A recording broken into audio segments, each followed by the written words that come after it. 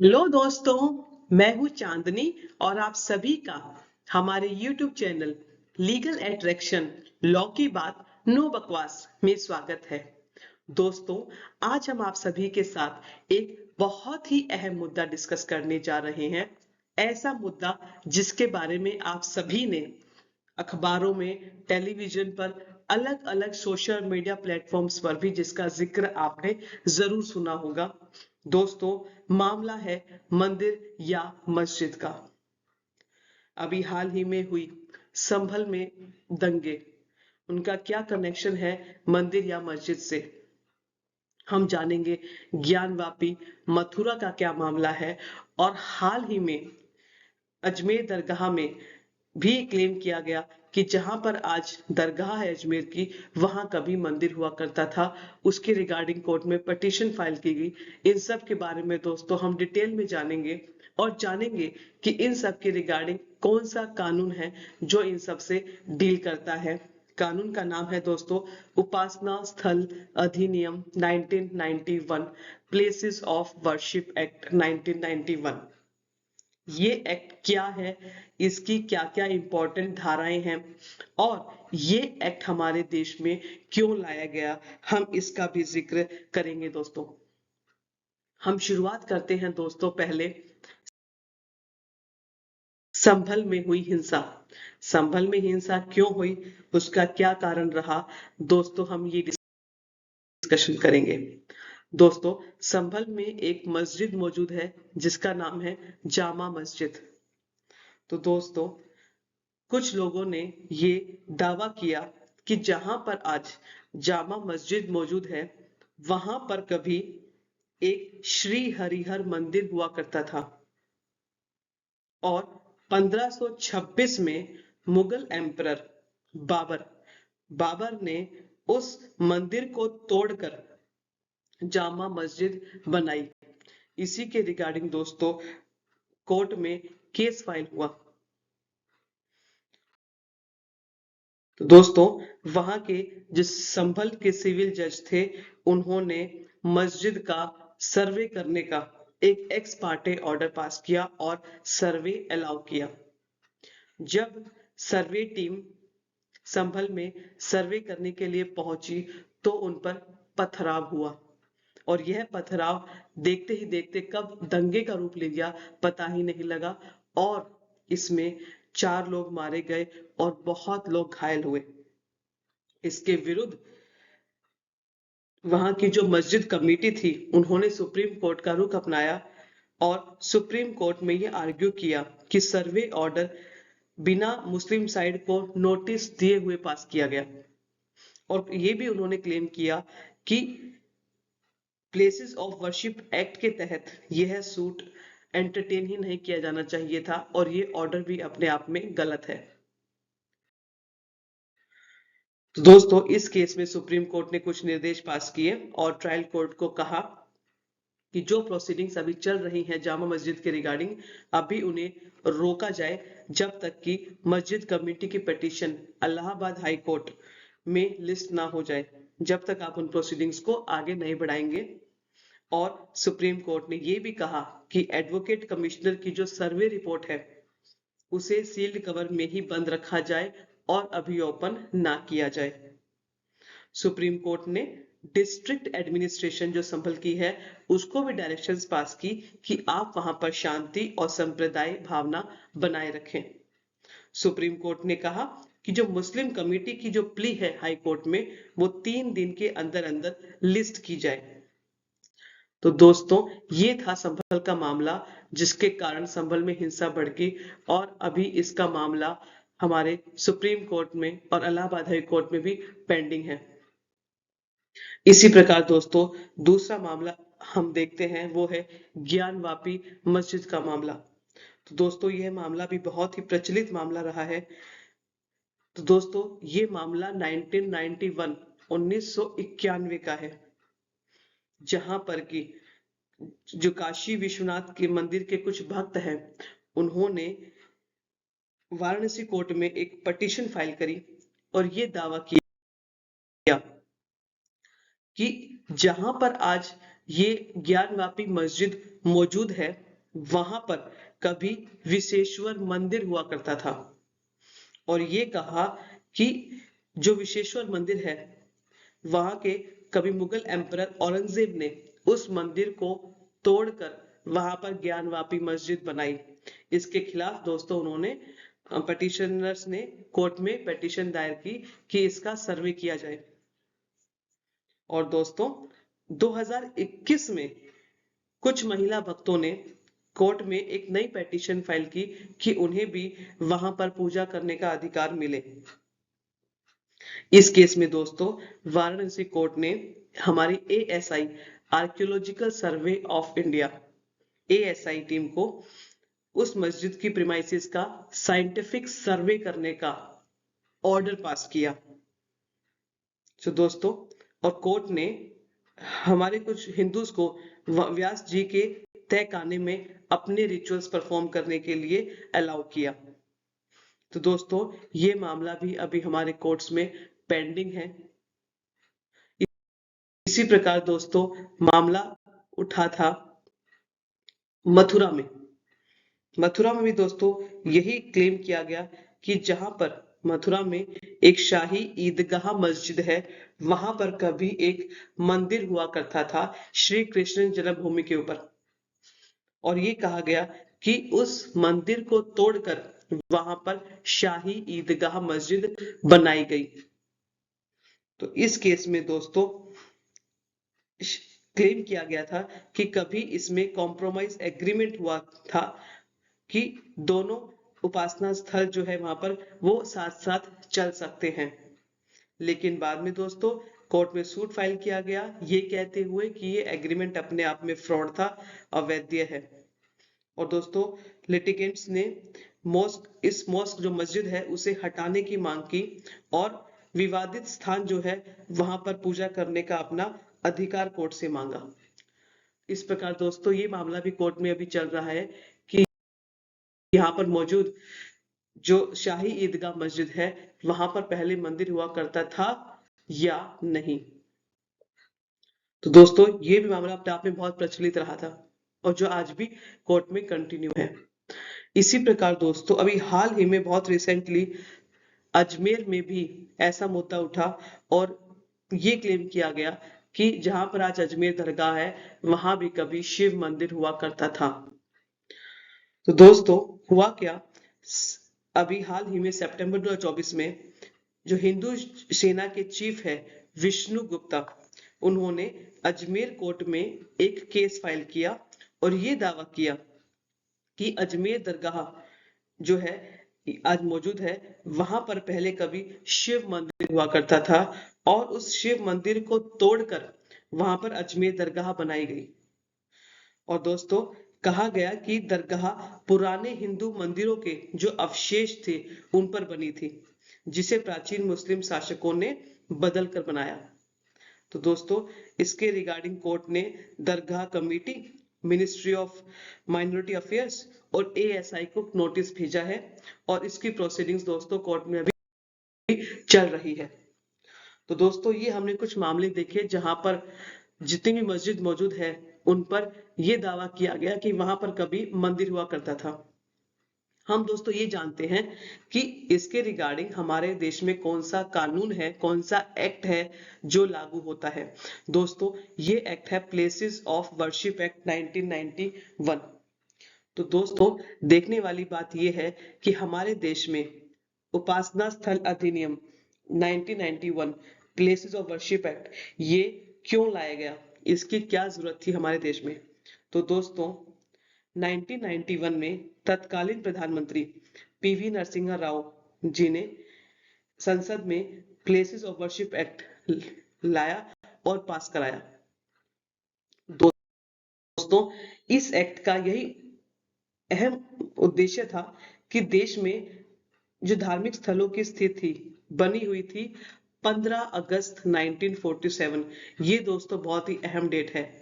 कहा गया कि 15 अगस्त 1947 को जो धार्मिक स्थलों की स्थिति थी वो अपने आप में वैसे ही बनी रहे और उनके धर्म से जुड़ी पहचान में कोई बदलाव ना किया जाए। यदि वहां पर कभी कोई मस्जिद बनी है 15 अगस्त 1947 को, तो वहां मस्जिद ही रहेगी। और यदि उस डेट तक वहां पर कोई मंदिर था, तो वो मंदिर का स्वरूप ही रहेगा। हम उसमें धर्म परिवर्तन नहीं कर सकते। तो दोस्तों, यह कानून बाबरी मस्जिद राम जन्मभूमि विवाद जो हुआ था उस टाइम, और उस कारण सांप्रदायिक हिंसा बहुत ज्यादा बढ़ गई थी, उसके मद्देनजर ये कानून लाया गया ताकि भविष्य में ऐसे विवाद दोबारा से ना उठे। तो दोस्तों, इस एक्ट के क्या क्या इंपॉर्टेंट प्रोविजन है दोस्तों, हम ये देख सकते हैं। तो दोस्तों, इस एक्ट की सबसे पहले प्रमुख धारा दोस्तों है, ये है धारा 3, सेक्शन 3। ये धर्मांतरण पर रोक लगाता है। दोस्तों, ये धारा कहती है कि किसी उपासना स्थल को एक धार्मिक संप्रदाय से दूसरे संप्रदाय में बदलने की अनुमति नहीं है। धार्मिक स्थलों को उसी रूप में संरक्षित किया जाएगा जिसमें वह 15 अगस्त 1947 को थे। कहने का तात्पर्य दोस्तों ये है कि 15 अगस्त 1947 को किसी जगह पर यदि मस्जिद है, तो वो आगे भी मस्जिद ही रहेगी, और यदि उस स्थान पर मंदिर मौजूद है, तो मंदिर ही रहेगा। आप उसका परिवर्तन नहीं कर सकते। आप मंदिर को मस्जिद या मंदिर को मस्जिद में या मस्जिद को मंदिर में नहीं बदल सकते। तो दोस्तों, ये कहने का मतलब था इस धारा का। और ये कहा गया कि अगर यह साबित भी होता है कि वर्तमान धार्मिक स्थल को इतिहास में किसी दूसरे धार्मिक स्थल को तोड़कर बनाया गया था, तो भी इसके वर्तमान स्वरूप को बदला नहीं जा सकता। तो दोस्तों, इस एक्ट में ये डेट बहुत इंपॉर्टेंट है, 15 अगस्त 1947। तो दोस्तों, आगे इसके सेक्शन दोस्तों इंपॉर्टेंट है, वो है सेक्शन 4 क्लॉज 2। ये बात करता है 15 अगस्त 1947 से पहले के विवाद पर कोई मुकदमा नहीं। ये एक्ट कहा था दोस्तों कि 15 अगस्त 1947 तक के किसी उपासना स्थल के रूपांतरण से संबंधित जो भी मामले लंबित रहे हैं, उनको समाप्त किया जाएगा और नए मुकदमे नहीं चलाए जा सकते। कहने का तात्पर्य दोस्तों ये था कि 15 अगस्त 1947 तक यदि कोई उपासना स्थल के रूपांतरण के रिगार्डिंग कोई भी केस कोर्ट में पेंडिंग है, तो उस केस को हम समाप्त कर देंगे, और फ्यूचर में भी ऐसे उपासना स्थल के रूपांतरण के लिए आप कोर्ट में केस नहीं ला सकते। हाँ, अगर उपासना स्थल में बदलाव 15 अगस्त 1947 को हुआ, उसके बाद हुआ, तो आप कानूनी कार्रवाई कर सकते हैं, वरना नहीं। तो दोस्तों, आप ये भी सोच रहे होंगे, जब ये एक्ट साफ साफ बोलता है कि 15 अगस्त 1947 तक जो स्थिति धार्मिक स्थान की थी वो वैसी ही रहेगी, तो फिर राम जन्मभूमि का विवाद कोर्ट में अब तक क्यों चल रहा है, उसे क्यों अलाउ किया गया, वो समाप्त क्यों नहीं हुआ? तो इसका जवाब है दोस्तों धारा 5। धारा 5 हमारे इस एक्ट का अपवाद है। ये एक्ट कहता है कि राम जन्मभूमि बाबरी मस्जिद, इस पर लागू एक्ट नहीं होगा, इसके अलावा बाकी जगहों पर एक्ट लागू होगा। ये केस क्योंकि अंग्रेजों के जमाने से चलता हुआ आ रहा था, इसीलिए इस केस को इस एक्ट के दायरे से बाहर रखा गया। तो दोस्तों, इसकी एक अलग धारा भी है, वो है धारा 6, जो सजा का प्रावधान देती है। इसमें कहा गया कि यदि कोई व्यक्ति इस एक्ट का उल्लंघन करता है, तो उसे 3 साल तक की सजा हो सकती है और जुर्माना भी लगाया जा सकता है। तो दोस्तों, ये था हमारा प्लेसेस ऑफ वर्शिप एक्ट। लेकिन दोस्तों, जब ये एक्ट लागू हुआ था, तो भी इस एक्ट का बहुत से लोगों ने विरोध किया था, ये कहते हुए कि ये उनके अधिकारों को छीनता है। तो दोस्तों, अभी भी सुप्रीम कोर्ट में एक पिटीशन फाइल की हुई है और केस चल रहा है, जो कि प्लेसेस ऑफ वर्शिप एक्ट इस एक्ट है, उसे चैलेंज किया गया है कोर्ट के अंदर, ये कहते हुए कि ये एक्ट उनके राइट्स को इफेक्ट करता है। तो दोस्तों ये एक्ट अपने आप में कॉन्स्टिट्यूशनल है या नहीं, इसी का दोस्तों कोर्ट में मामला अभी लंबित है। दोस्तों कुछ लोगों का ये मानना था कि विरोधियों का मामला था कि यह कानून उन धार्मिक स्थलों को भी संरक्षण देता है जिन्हें इतिहास में जबरन बदला गया। तो कुछ लोगों ने क्लेम किया कि हमारे देश में जब अंग्रेज और मुस्लिम शासक आए थे उसके बाद हमारे मंदिरों को तोड़कर मस्जिद बनाई गई, इसीलिए ये डेट 15 अगस्त 1940 को ना होकर बैक डेट से होना चाहिए जब से हमारे देश में मंदिर थे और उस समय हमारे देश में मुस्लिम शासक और अंग्रेज आए थे, तब से ये डेट लागू होनी चाहिए, ना कि अभी से। कुछ लोगों ने ये भी कहा कि इससे हमारे संविधान में जो आर्टिकल 14 है, हमारा फंडामेंटल राइट, समानता का अधिकार, और हमारा आर्टिकल 15 जो बोलता है धर्म की स्वतंत्रता, फ्रीडम ऑफ रिलीजन, ये भी हमारे फंडामेंटल राइट्स को इफेक्ट करता है। इसीलिए इस एक्ट को सुप्रीम कोर्ट में चैलेंज किया गया और ये सुप्रीम कोर्ट में अभी पेंडिंग है, जिसे कोर्ट डिसाइड करेगा कि ये एक्ट अपने आप में कॉन्स्टिट्यूशनल है या नहीं। इसमें दोस्तों आपकी क्या राय है, आप हमें दोस्तों ये बता सकते हैं। दोस्तों एक बात और है, आपने अभी ये देखा होगा कि अभी इस एक्ट के तहत आप किसी भी धार्मिक स्थल की जो स्थिति है आप उसे बदल नहीं सकते। तो यहाँ पर कोर्ट्स सर्वे कैसे अलाउ कर रहे हैं, क्यों सर्वे अलाउ किया जा रहा है अलग अलग मस्जिद का। जैसे हाल ही में अभी अजमेर दरगाह है, वहां भी पिटीशन फाइल हुई है सर्वे के रिगार्डिंग। कोर्ट ने, संभल कोर्ट है, उन्होंने भी मस्जिद का सर्वे अलाउ किया। तो वो क्यों अलाउ किया? तो दोस्तों इसका आंसर है, अभी हाल ही में सुप्रीम कोर्ट ने 2022 में ज्ञानवापी केस का मुद्दा सुना, जो कि बहुत इंपॉर्टेंट है। उसी में हमारे जस्टिस DY चंद्रचूड़ जी ने, जो फॉर्मर CJI थे, चीफ जस्टिस ऑफ इंडिया, उन्होंने एक important observation the places of worship act के रिगार्डिंग। उन्होंने कहा था कि ये एक्ट, जो मौजूदा एक्ट है, ये किसी भी रिलीजियस साइट का कैरेक्टर चेंज करने से रोकता है। ये एक्ट कहता है कि यदि आज की डेट में 15 अगस्त 1947 को मंदिर था तो वह मंदिर ही रहेगा, और अगर वहां उस समय मस्जिद थी तो मस्जिद ही रहेगी, आप इसका रूप चेंज नहीं कर सकते। लेकिन अगर उस साइट के रिलीजियस कैरेक्टर को डिटरमाइन करने के लिए इंक्वायरी या सर्वे करना हो तो ये लॉ का वायलेशन नहीं है।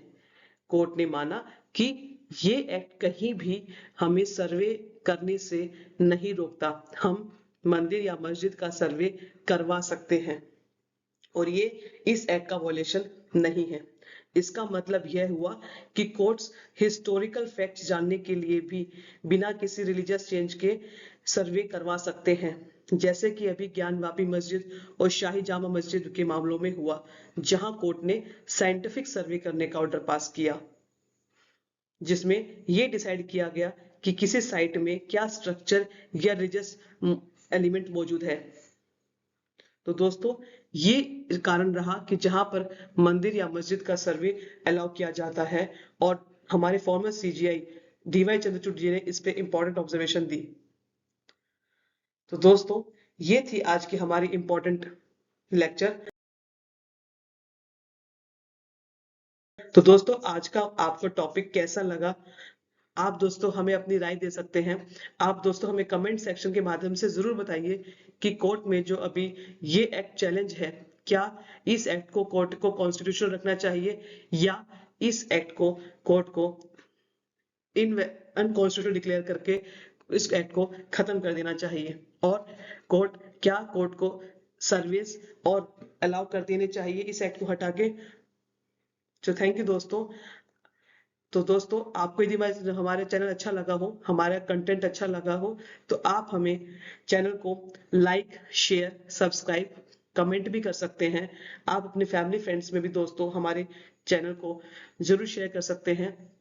आपको दोस्तों यदि कोई भी लीगल इश्यूज हो तो आप हमें कमेंट सेक्शन के माध्यम से पूछ सकते हैं। आपको यदि किसी भी लीगल टॉपिक के ऊपर जानकारी चाहिए है, आप हमें बता सकते हैं दोस्तों। थैंक यू दोस्तों।